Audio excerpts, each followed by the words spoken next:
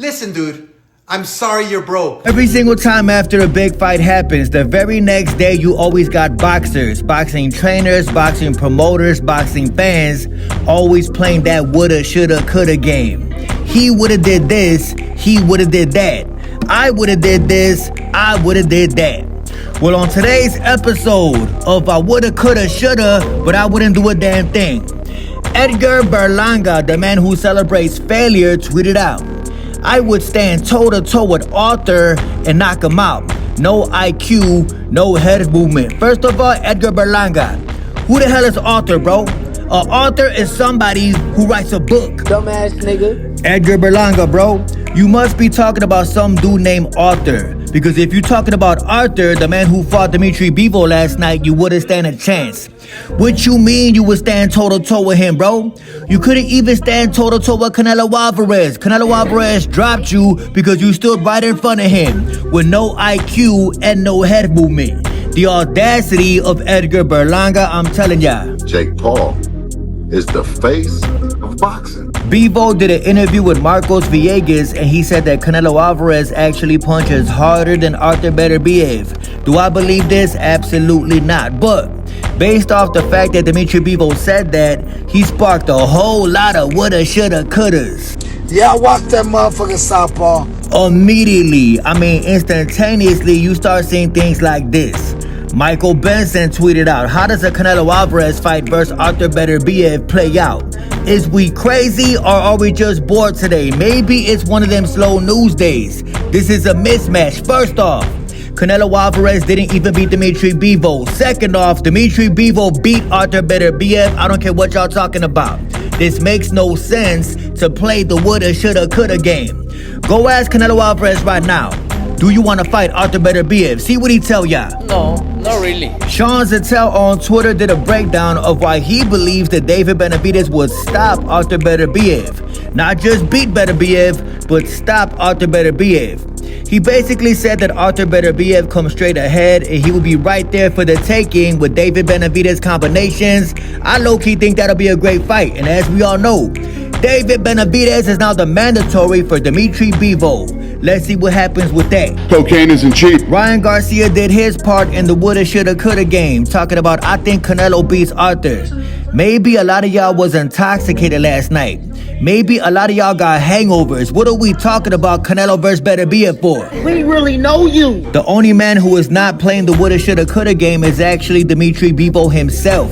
The man posted on Instagram, "Thanks to everybody who supported me and worried about me. I accept the result and I'll move on."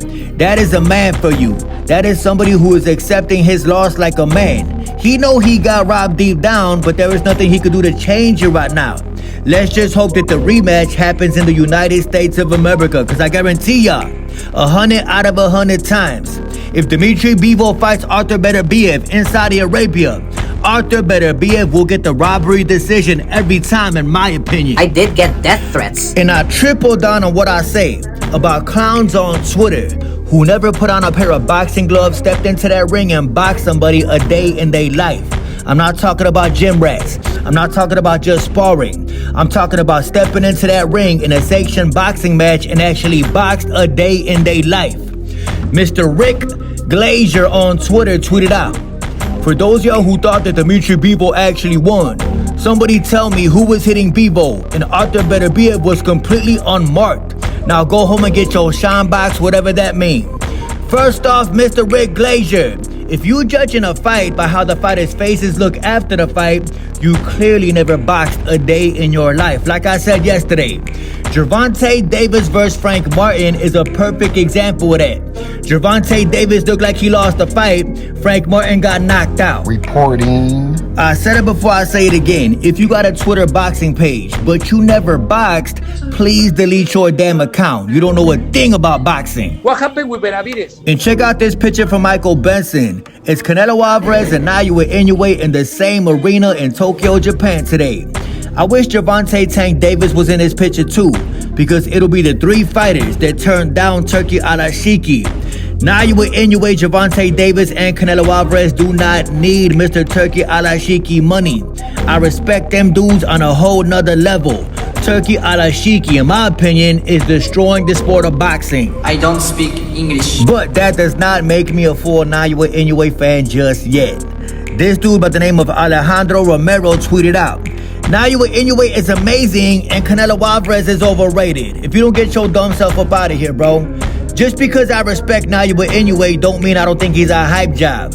Naoya Inoue is overrated and Canelo Alvarez is at least more accomplished than Naoya Inoue. I don't care what nobody say. Canelo Alvarez fought way tougher competition than Naoya Inoue. But I respect Lil Naoya Inoue, especially because he turned down Turkey Alashiki. Southpaw always got some bullshit he wanna start. And Devin Haney is a different type of dude. I don't mean that in a good way. Devin Haney operates on his own time, maybe in his own world. Devin Haney responds back to his own burner account. Devin Haney's burner account tweeted out, with all the Bevo stuff out the way, Devin Haney, when are we getting a fight announcement? Who is we? But Devin Haney responded back by saying, I'm working on some. Before the year is out, January, my baby is due. First off, let me just say respect to Devin Haney. The man is about to be a father. It's about time. It's sad that he had to get a Taz Angel pregnant, but at least he's gonna be a father. She belongs to the streets. And sometimes I think that Shakur Stevenson don't think before he tweet. Shakur Stevenson, aka Mr. Soft as Hell, had the audacity to tweet, when it's all said and done, I'ma be ahead of the rest of them. What is you talking about, bro? It is all said and done. It is all said and done. You've been professional over 10 years now and you went to hide behind Eddie Hearn and Matchroom. It is all said and done and you never even fought on pay-per-view once. Even Devin Haney fought on pay-per-view. Shakur Stevenson, in my opinion, is the weakest link out that quote-unquote 4 kings of boxing. Shakur ain't no king. Cause he's a pussy, that's why. I ain't no sidekick, but I guarantee y'all, in 5 years, Shakur Stevenson's gonna be exactly where he is today.